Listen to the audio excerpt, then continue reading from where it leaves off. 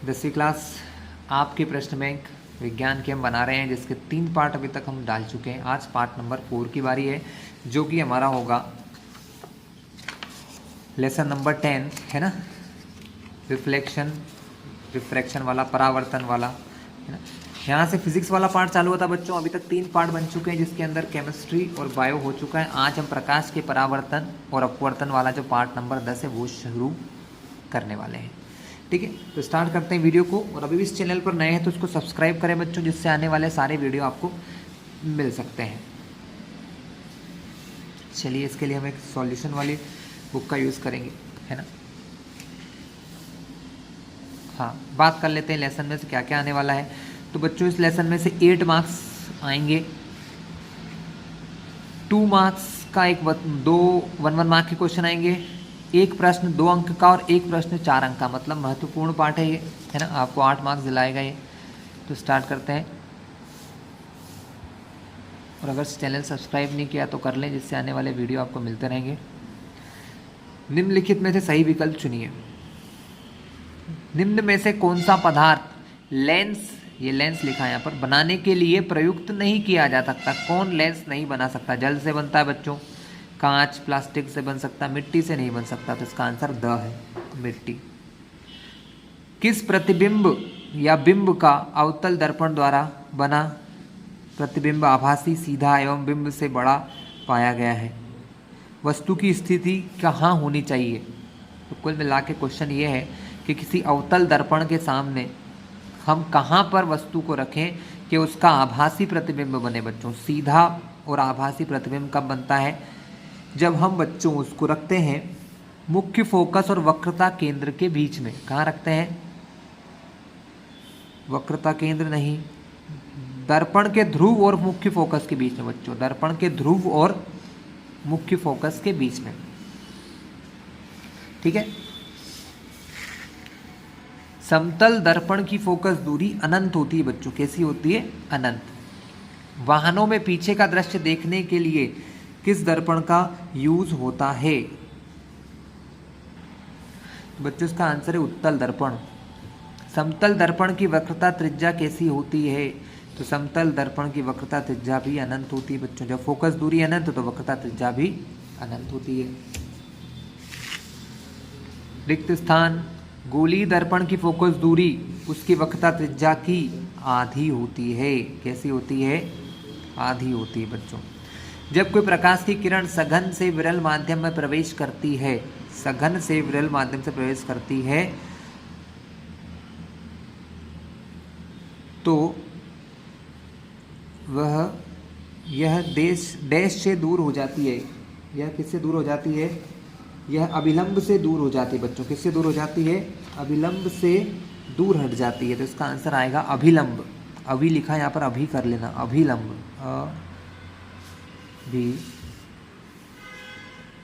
अभिलंब होता, वो अभी नहीं होता बच्चों। अभिलंब, अभिलंब से दूर हट जाती है। किस में प्रतिबिंब वस्तु से छोटा परंतु उल्टा बनता है बच्चों? तो बच्चों वो बनता है अवतल दर्पण में, वस्तु से छोटा और उल्टा बनता है। वाहनों के पीछे के दृश्य देखने के लिए दर्पण का आवर्धन 1 से कम होना चाहिए। कम होता है, छोटा दिखता है ना हमको, बहुत सारी चीज़ें दिख जाती पीछे की उसमें। वस्तुओं को हम किसकी उपस्थिति में देखते हैं? तो वस्तुओं को हम प्रकाश की उपस्थिति में देखते हैं। प्रकाश या लाइट नहीं तो कोई वस्तु दिखाई नहीं देगी। सही जोड़ी। डायोप्टर क्या है बच्चों? डायोप्टर लेंस की क्षमता की यूनिट है। डायोप्टर क्या है? लेंस की क्षमता की यूनिट है। यानी पहले का, ये फर्स्ट का आंसर है। यहाँ ये आंसर रॉन्ग दे दिया बच्चों, ये वाला गलत है। इसका आंसर बी आएगा। देखिए 1 का भी ये लिख रखा, 2 का भी है, प्रिंटिंग मिस्टेक हो जाती है। उत्तल लेंस कहता होता है बीच में मोटा, किनारों पर पतला। बिल्कुल सही। अवतल लेंस की क्षमता कैसी होती है? अवतल लेंस की क्षमता बच्चों ऋणात्मक होती है। तो तीसरे का ये है आंसर। समतल दर्पण तो चेहरा देखने के लिए यूज होता है बच्चों, है ना, अपना फेस देखने के लिए यूज होता है समतल दर्पण का। एक सरल रेखी पथ किसका होता है? प्रकाश की किरण का होता है। किसका होता है? प्रकाश की किरण का होता है।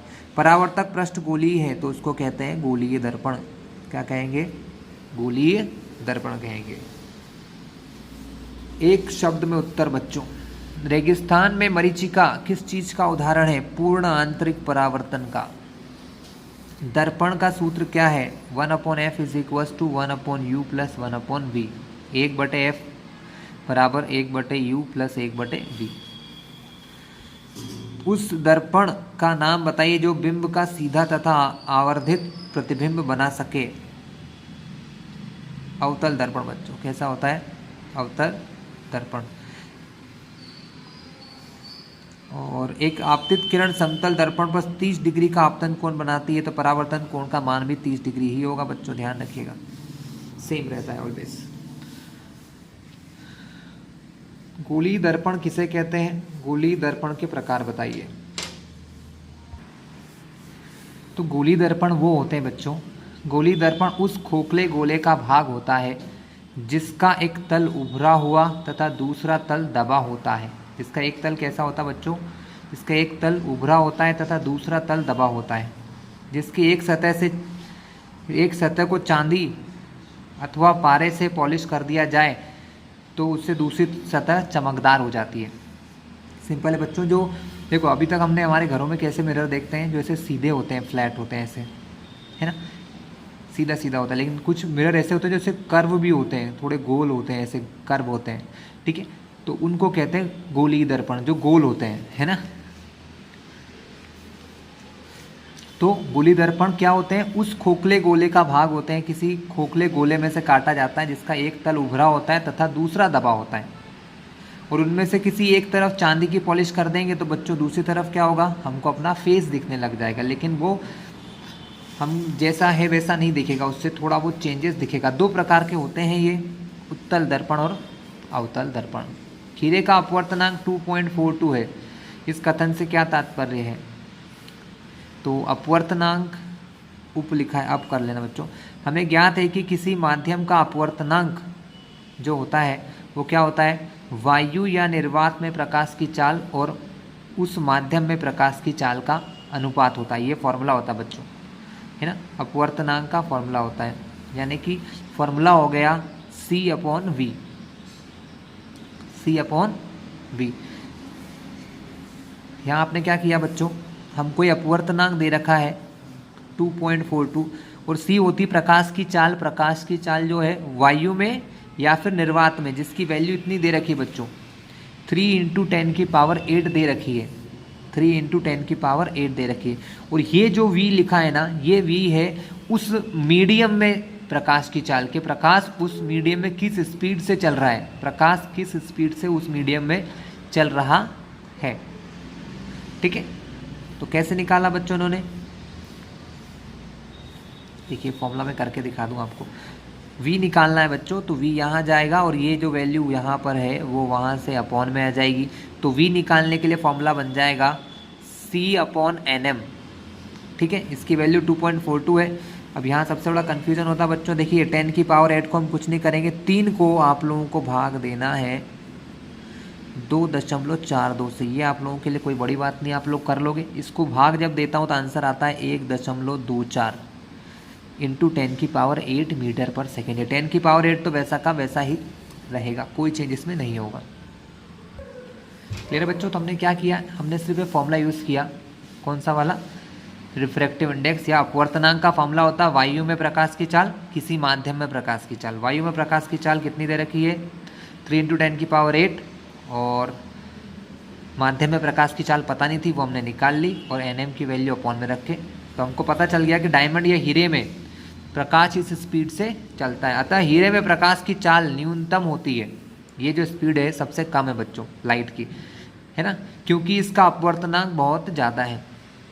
हीरे में प्रकाश की चाल वायु में प्रकाश की चाल की 1/2.42वां भाग होती है। प्रकाश की चाल का कौन सा भाग होती है? 1/2.42वां भाग होती है। प्रकाश की चाल इसमें सबसे कम होती है और इतनी होती है 1/2.42। क्लियर है? कोई प्रकाश की किरण एक पारदर्शी माध्यम से दूसरे पारदर्शी माध्यम में प्रवेश करते समय अपना पथ क्यों मोड़ लेती है बच्चों?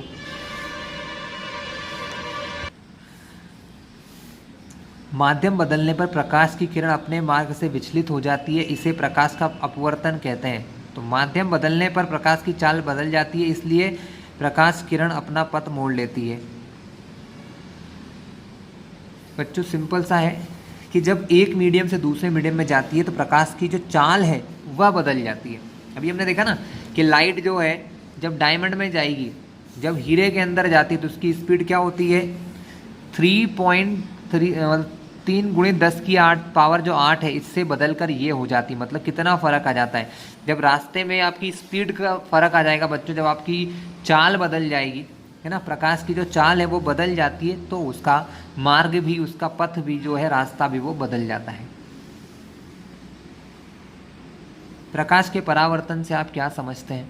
तो बच्चों प्रकाश का परावर्तन क्या है? तो बच्चों देखिए परावर्तन क्या होता है। परावर्तन किस चीज़ से होता है? परावर्तन होता है एक ऐसी सरफेस से जो प्रकाश का मार्ग रोक देती है। मतलब मान लो कि कोई पॉलिश सरफेस है ना, जैसे कि आपका दर्पण, जो हमारा कांच होता है ना, वो जब लाइट की कोई रे बच्चों एक तरफ से आ रही है तो अगर ये जो कांच है उसको रोक देगा तो क्या होगा, वह टकरा कर इधर ही कहीं चली जाएगी। इसी को कहते हैं प्रकाश का परावर्तन। मतलब कि प्रकाश की किरण का किसी सतह से टकराकर अपने ही माध्यम में लौट आना प्रकाश का परावर्तन होता है। जब ये सरफेस प्रकाश को या किसी लाइट की रे को, किरण को रोक देगा तो क्या होगा, वो एक दूसरी तरफ चली जाएगी। तो ये तो मैंने आपको बता ही दिया प्रकाश का परावर्तन क्या होता है। और इसके नियम क्या है बच्चों? इसके दो नियम है कि आपतित किरण, जो आपतित मतलब जो आ रही है, अपवर्तित किरण, अपवर्तित की जगह बच्चों इसको परावर्तित कर लीजिए। यहाँ क्या लिख लीजिए, परावर्तित। आपतित किरण, परावर्तित किरण एवं दोनों माध्यमों को पृथक करने वाले पृष्ठ के आपतन बिंदु पर अभिलंब सभी एक ही तल में होते हैं। सभी एक ही तल में होते हैं। बच्चों ये जो उत्तर इन्होंने लिखा है ये अपवर्तन का लिख दिया है गलती से। परावर्तन जैसा ही जो अपवर्तन होता है ना उसका लिख दिया है, तो मैंने आपके लिए इसका आंसर लिखा है। क्या होता है परावर्तन? तो प्रकाश का किसी पॉलिश किए गए पृष्ठ जैसे कि किसी दर्पण से टकराकर अपने ही माध्यम में लौट जाने को परावर्तन कहते हैं। डायग्राम समझो, ये क्या है, कोई पॉलिश्ड सरफेस है, मतलब जैसे कि कोई मिरर या दर्पण कहते हैं इसको, क्या कहते हैं, दर्पण है। जब लाइट की रे यहाँ आती है तो इधर टकराती है, क्योंकि वो उधर नहीं जा सकती क्योंकि पॉलिश की हुई है, तो वो अपने ही इसी मीडियम में चली जाती है। इसको कहते हैं प्रकाश का परावर्तन। ये जो किरण आती है इसको कहते हैं आपतित किरण। बच्चों इसका ऐसा एक डायग्राम आपको बुक में दे रखा होगा, कैसा, ये होती है आपतित किरण। आप भले चाहें तो मैं बना देता हूँ आपके लिए, आप उतार लीजिएगा। इसको कहते हैं आपतित किरण। इसको दे दीजिए दर्पण नाम, ये हमारा दर्पण है। अब जिस पॉइंट पर ये टकराती बच्चों, जिस बिंदु पर यहाँ टकराई ना, तो इसको कहते हैं आपतन बिंदु। इसको ऐसे एरो करके लिखो ऐसे। ये जो बिंदु जहाँ पर टकरा रही है इसको कहते हैं आपतन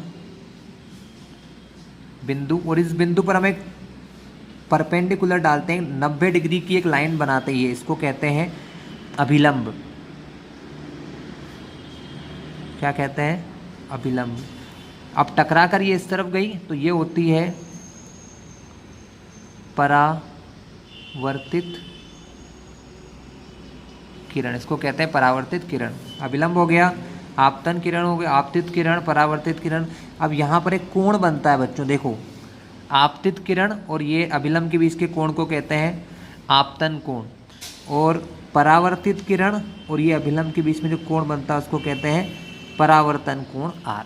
ये डायग्राम और ये आप डेफिनेशन उतार लीजिए बच्चों। इसके दो नियम है, और नियम क्या है कि ये जो कोण है आई, ये आर के बराबर होता है, यानी आपतन कोण का मान सदैव परावर्तन कोण के मान के बराबर होता है। ये इसका पहला नियम है बच्चों, ये इसका पहला नियम है। मैं बता दूं आपको, ये लिखा आपकी बुक के अंदर पेज नंबर 177 पर। नियम क्या है आपतन के? आपतन कोण परावर्तन कोण के बराबर होता है। आपतन कोण हमेशा किसके बराबर होता है? परावर्तन कोण के बराबर होता है।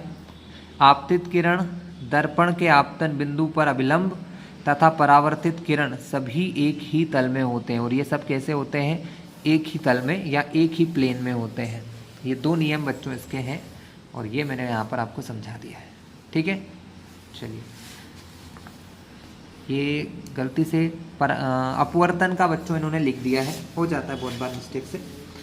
चलिए, पहला क्वेश्चन हुआ, परावर्तन के नियम हमने देख लिए और क्या होता है परावर्तन ये भी देख लिया है। दूसरा प्रश्न है, स्नेल का नियम लिखिए। हाँ, चित्र सहित व्याख्या भी कीजिए।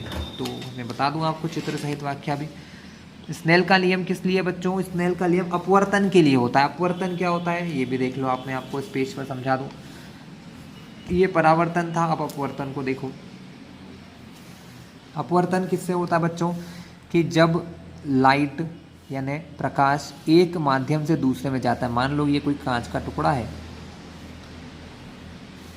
ना, तो ये कांच लिख दो यहाँ पर, अंदर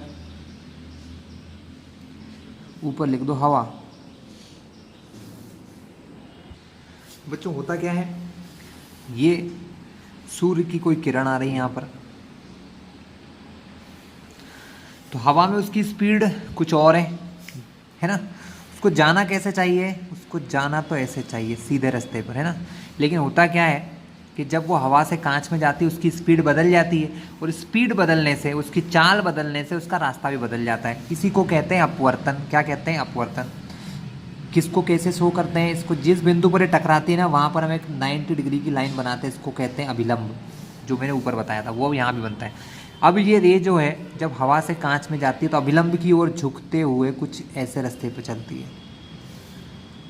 ठीक है, ये होता है आपका इंसिडेंट एंगल आई, और ये होता है आपका रिफ्रैक्शन एंगल, मतलब अपवर्तन कोण, हिंदी में अपवर्तन कोण, और ये आपतन कोण। बच्चों जब ये यहाँ पर आती है तो अब ये फिर से कांच से हवा में जाएगी तो इसकी स्पीड फिर से बढ़ जाएगी। अब उसकी स्पीड फिर से बढ़ जाएगी, हवा से कांच में आई तो ये कैसा माध्यम था? ये माध्यम था सघन, है ना। और ये माध्यम कैसा है बच्चों? विरल माध्यम। तो वो सघन से जब विरल में गई तो इस तरफ चली गई। अब क्या होगा? जब वो वापस से इससे बाहर आएगी तो उसकी स्पीड फिर से बढ़ जाएगी, और उसका रास्ता जो अब होना क्या चाहिए था इसके हिसाब से ऐसा होना चाहिए था, लेकिन वो ऐसा नहीं होगा। वो इस अभिलंब से दूर हो जाएगी और जो पहले रे किरण आ रही थी उसके समांतर हो जाएगी, इस पुरानी किरण के समांतर हो जाएगी। तो जो स्नेल लॉ है वो तो सिर्फ ये कहता है कि अगर इस एंगल का मैं साइन ले लूँ, हम लिखें sine i upon sine r, तो ये हमेशा दो माध्यमों के लिए, दो मीडियम के लिए, जैसे कांच और हवा दो माध्यम है, इन दोनों के लिए ये वैल्यू फिक्स होती है और इसको कहते हैं अपवर्तनांक म्यू। अब मैं आपको पढ़वा देता हूँ। तो स्नेल का नियम क्या है? आपतन कोण तथा अपवर्तन कोण के बीच संबंध स्थापित करता है। आपतन कोण तथा अपवर्तन कोण के ज्याओं को कहते हैं बच्चों साइन का अनुपात दोनों माध्यमों में तरंग के फेज वेगों के अनुपात के बराबर या दोनों माध्यमों के अपवर्तनांकों के अनुपात के व्युत्क्रम के बराबर होता है। बच्चों पढ़ने में तो बड़ा ही कठिन है पर याद करना पड़ेगा आपको, है ना। Sine i upon sine r बराबर v1 अपॉन v2, दोनों की स्पीड बराबर n2 अपॉन n1। ठीक है, यहाँ पर थीटा क्या है मैंने पहले ही समझा चुका हूँ आपको।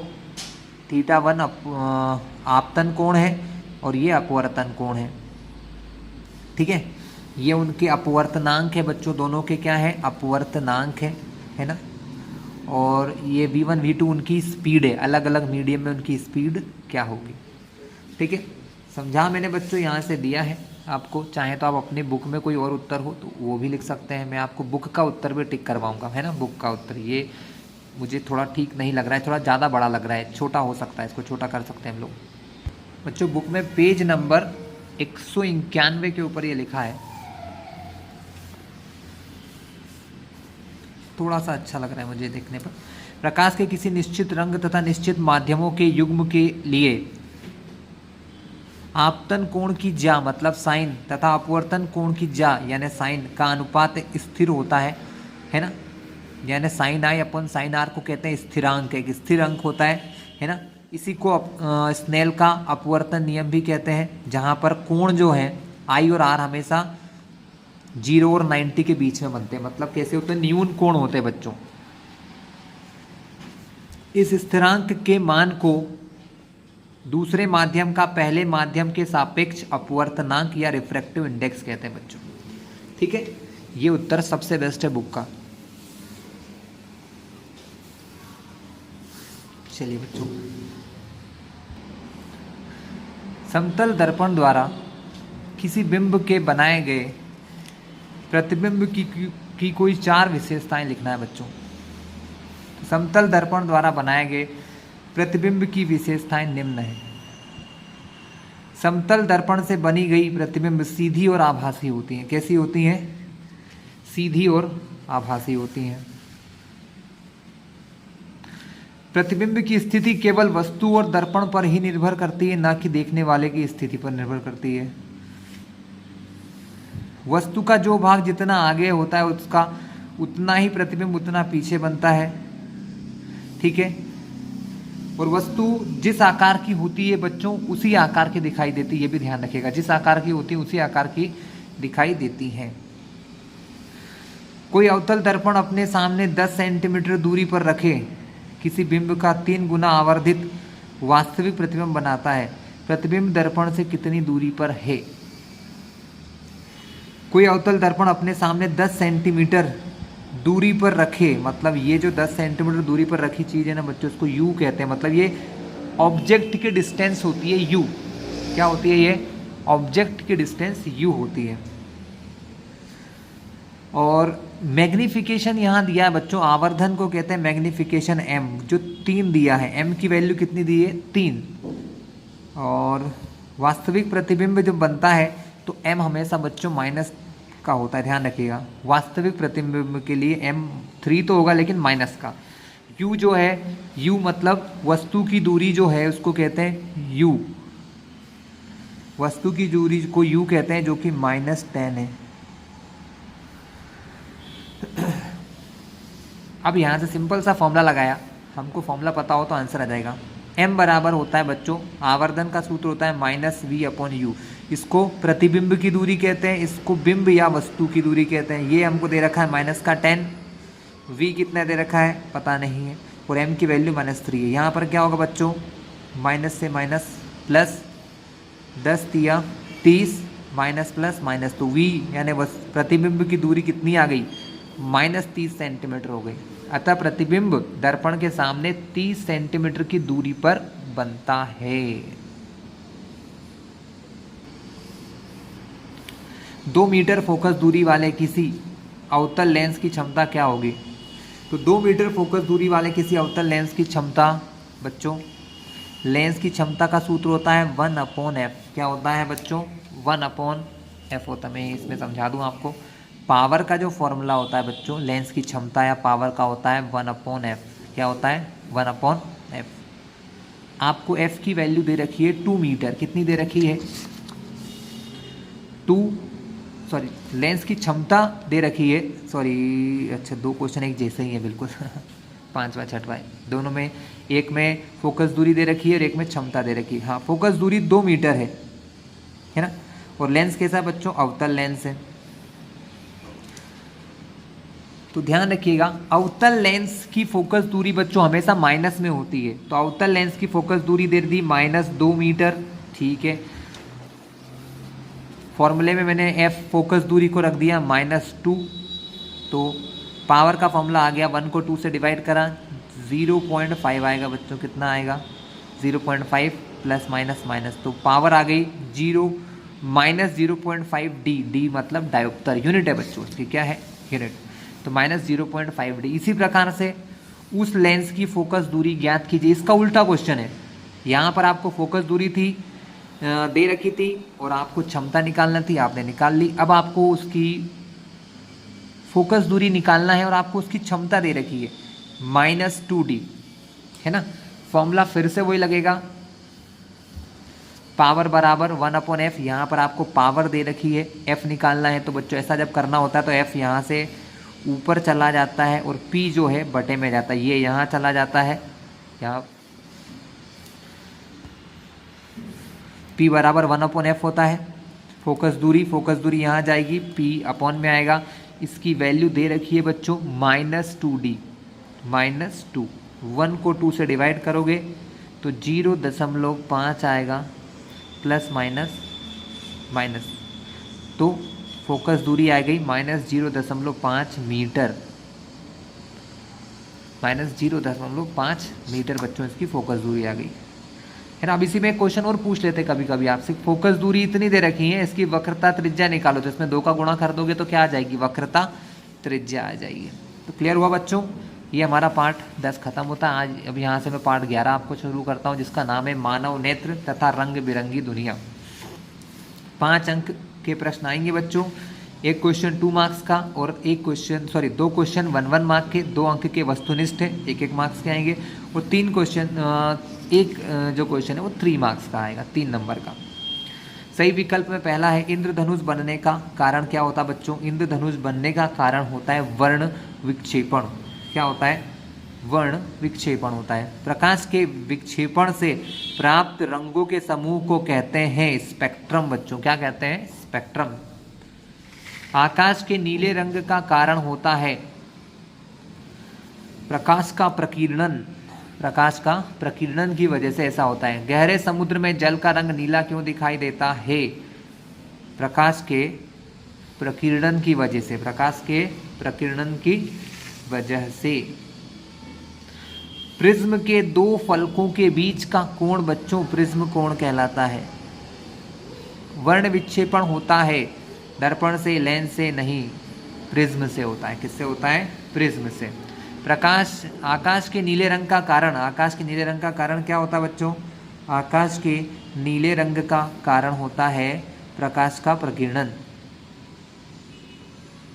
ठीक है। मानव नेत्र जिस भाग पर किसी वस्तु का प्रतिबिंब बनाता उसे रेटिना कहते हैं। यहाँ रेटिया लिख दिया उन्होंने, इसको रेटिना कर लो बच्चों, रेटिना कहाँ बनाता है वो, रेटिना पर बनाता है। दूरदृष्टि दोष के निवारण के लिए उपयोग किया जाने वाला लेंस, दूरदृष्टि दोष जो होता है बच्चों, दूरदृष्टि दोष के निवारण के लिए उपयोग किया जाने वाला लेंस हमारा दूर की दृष्टि है ना, दूरदृष्टि दोष के लिए बच्चों होता है उत्तल लेंस। क्या होता है बच्चों, उत्तल लेंस। मानव नेत्र में उपस्थित लेंस कैसा होता है, उत्तल होता है बच्चों। ये भी कैसा होता है,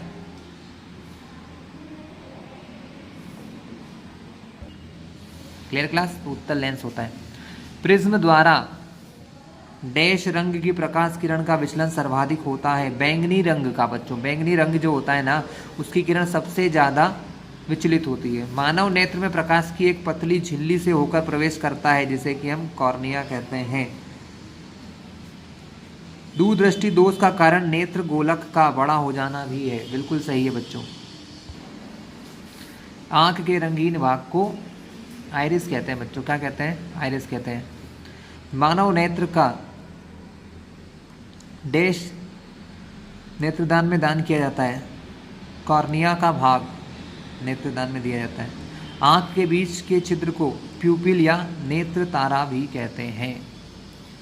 सही जोड़ी बनाना है, सही जोड़ी में क्या आएगा बच्चों, नेत्र का रोग, टिंडल प्रभाव। टिंडल प्रभाव का आंसर तो बच्चों यही हो गया, घने जंगल के वितान से सूर्य प्रकाश का गुजरना, घने जंगल के वितान से सूर्य प्रकाश का गुजरना टिंडल प्रभाव है। नेत्र रोग जो है बच्चों, अब यहाँ पर ऑप्शन है, उनमें से बताऊंगा मैं आपको। यहाँ पर ऑप्शन क्या है, वायुमंडलीय अपवर्तन, कम प्रकाश में धुंधला दिखना, ये एक नेत्र का रोग है, हमको प्रॉब्लम होती है ना ये।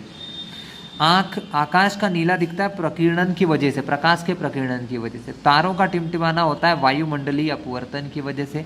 और प्राकृतिक स्पेक्ट्रम क्या है बच्चों, हमारा इंद्रधनुष या रेनबो है, जो पीछे इधर दे रखा है आपको ब, तो ये आंसर ब, इंद्रधनुष। एक वाक्य में उत्तर दीजिए। कम प्रकाश में पुतली पर क्या प्रभाव पड़ता है, पुतली फैल जाती है। नेत्रदान में कितना समय लगता है, आधे घंटे से भी कम समय लगता है। रेटिना पर प्रतिबिंब कैसे बनता है, उल्टा, वास्तविक तथा उल्टा लिखा है यहाँ पर, वास्तविक तथा उल्टा बनता है। तारे के टिमटिमाने का मुख्य कारण है प्रकाश का विवर्तन।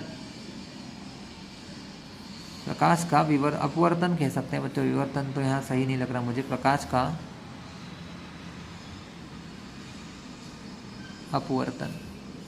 निकट दृष्टि दोष युक्त नेत्र के लिए प्रतिबिंब कहाँ बनता है? रेटिना के पहले बन जाता है बच्चों। कैसे बन जाता है? रेटिना से पहले।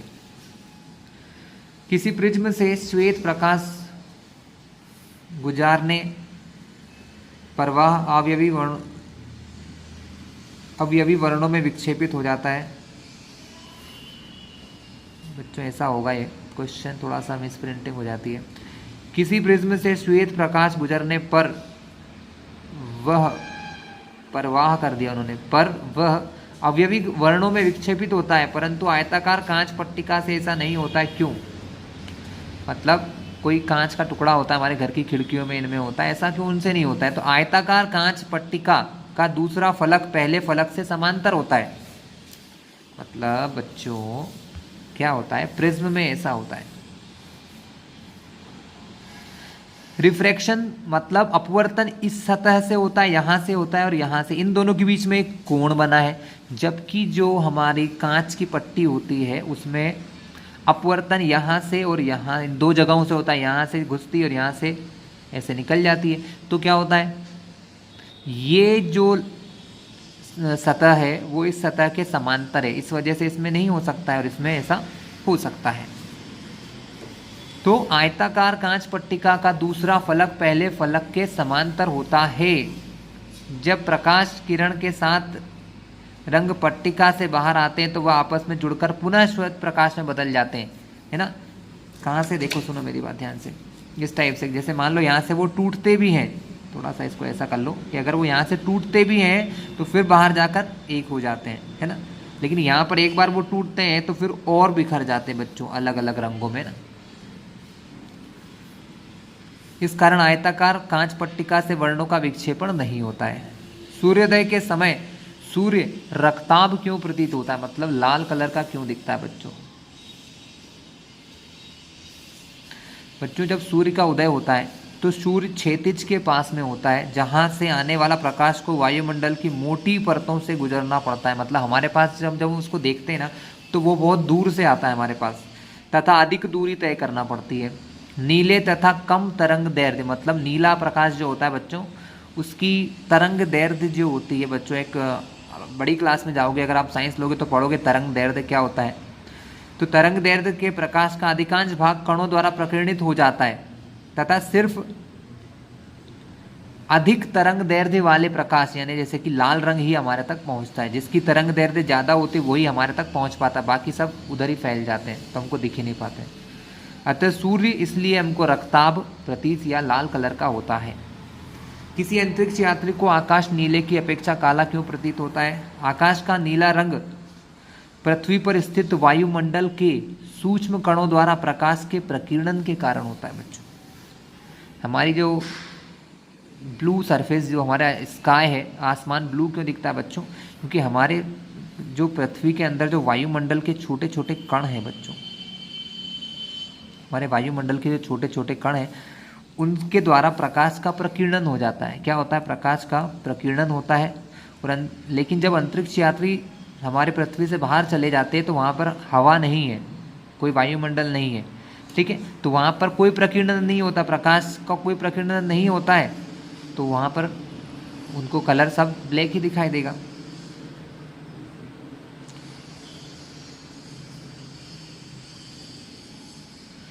इंद्रधनुष किस दिशा में बनता है? इसमें लाल रंग का क्या स्थान है? क्वेश्चन नंबर बच्चों 4 देखते हैं।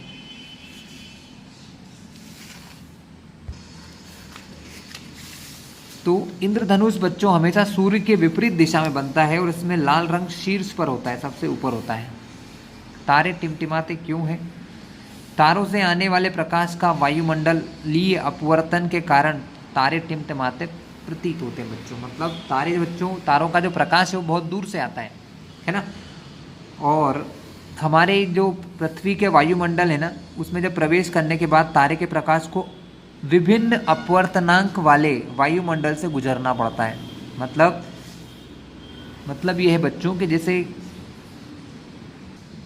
जब सन की लाइट किसी तारे से हमारे वायुमंडल में आती है बच्चों, इसको थोड़ा सा समझ लो, आपको याद करना आसान हो जाएगा। हाँ, ये हमारी पृथ्वी है बच्चों, और इसके आसपास ये इतना सारा क्या है, और भी ज़्यादा मान लो कि ये हवा का गोला है हमारे आसपास, जिसको हम हमारा वातावरण कहते हैं। क्या कहते हैं? वातावरण। लेकिन हवा जो है सब जगह एक जैसी नहीं है। पृथ्वी के पास हवा का घनत्व तो बहुत ज़्यादा है, और ऊपर जाते जाते हवा बहुत कम हो जाती है बच्चों। तो जो सन की लाइट आती है ना, उसको अलग अलग माध्यम से निकलना पड़ता है ना। पृथ्वी के ऊपर जाते जाते अलग अलग जो माध्यम होते हैं, मान लो कि ऊपर के हिस्से का अपवर्तनांक थोड़ा कम होता है, फिर अपवर्तनांक थोड़ा बढ़ता है, फिर बढ़ता है, फिर बढ़ता है, तो अपवर्तनांक बदलता रहता है। ये जो हवा की परतें हैं उनका अपवर्तनांक बदलता रहता है बच्चों। जब लाइट रे यहाँ आती है तो थोड़ा सा उसका रिफ्रैक्शन होता है, फिर रिफ्रैक्शन होता है। तो ऐसे रिफ्रैक्शन होने की वजह से वो क्या होता है, हमको थोड़ी सी हिलती डुलती दिखाई देती है, एक जैसी स्थिर नहीं दिखती, क्योंकि वहाँ पर हमारी जो अर्थ की या हमारे वायुमंडल की जो अलग अलग परतें हैं वो उसको बहुत बार उसका रास्ता बदल देती हैं। तो सिंपल सी बात है कि पृथ्वी के वायुमंडल में प्रवेश करने के बाद तारे के प्रकाश को विभिन्न अपवर्तनांक वाले वायुमंडल से गुजरना होता है, इसलिए प्रकाश की दिशा बदलती रहती है और तारे हमको एक जैसे स्थिर नहीं दिखते हैं, टिमटिमाते हुए दिखते हैं। प्रिज्म के द्वारा श्वेत प्रकाश के वर्ण विक्षेपण को चित्र द्वारा दर्शाइए। जब श्वेत प्रकाश को प्रिज्म से गुजारते हैं तो निर्गत किरणों के द्वारा बनाए गए 7 रंगों के समूह को श्वेत प्रकाश का वर्णक्रम कहते हैं बच्चों। जब वाइट लाइट हमारा, तो बच्चों जब कोई हमारा वाइट लाइट या श्वेत प्रकाश प्रिज्म से गुजरता है तो निर्गत किरणें जो हैं, मतलब जो किरणें यहाँ से बाहर निकलती हैं, ये देखो जो रेज यहाँ से बाहर निकलती हैं ना, तो उनके द्वारा 7 रंगों का एक समूह बनाया जाता है। 7 रंगों का एक क्या बनता है बच्चों, पूरा पैटर्न बनता है ना, जो स्टार्ट होता है वॉयलेट से यानी बैंगनी से और लाल रंग पर जाकर ख़त्म होता है। VIBGYOR, विबग्योर कहते हैं इसको। क्या कहते हैं? विबग्योर। और 7 रंगों का क्रम कैसे है, सबसे नीचे होता है वॉयलेट यानी बैंगनी, उसके ऊपर जामुनी, है ना, फिर नीला, फिर हरा, फिर पीला, फिर नारंगी और फिर अंत में आता है लाल। ठीक है, ये 7 रंग हमको इसे दिखाई देते हैं और इसी को कहते हैं प्रकाश का वर्ण विक्षेपण। और ये जो होता है इसको कहते हैं स्पेक्ट्रम। सर्वप्रथम सूर्य का स्पेक्ट्रम प्राप्त करने के लिए कांच के प्रिज्म का उपयोग किसने किया और वर्ण विक्षेपण किसे कहते हैं? तो सर्वप्रथम सूर्य का स्पेक्ट्रम प्राप्त करने के लिए कांच के प्रिज्म का उपयोग सर आइजैक न्यूटन ने किया था। किसने किया था? आइजैक न्यूटन ने किया था। बच्चों जब सूर्य का प्रकाश प्रिज्म से होकर गुजरता है तो वह अपवर्तन के पश्चात प्रिज्म के आधार की ओर झुकने के साथ साथ विभिन्न रंगों के प्रकाश में बढ़ जाता है। क्या होता है कि जब सूर्य का प्रकाश प्रिज्म से होकर गुजरता है तो वह अपवर्तन के पश्चात प्रिज्म के आधार की ओर झुकने के साथ साथ विभिन्न रंगों में बढ़ जाता है। इस प्रकाश से प्राप्त रंगों के समूह को वर्णक्रम कहते हैं। जब श्वेत प्रकाश को अपने अवयवी रंगों में विभक्त होने की क्रिया वर्ण विक्षेपण, और यह क्रिया को वर्ण विक्षेपण कहते हैं बच्चों। टिंडल प्रभाव उत्पन्न करने में प्रकीर्णन की भूमिका बताइए। जब किसी कोलाइडल विलयन में से किसी प्रकाश पंज को प्रभावित करने पर इस प्रकाश की दिशा के लंबवत देखने पर कोलाइड विलयन में प्रकाश के पुंज का मार्ग दिखता है। तो बच्चों क्या मतलब हो रहा है इसका?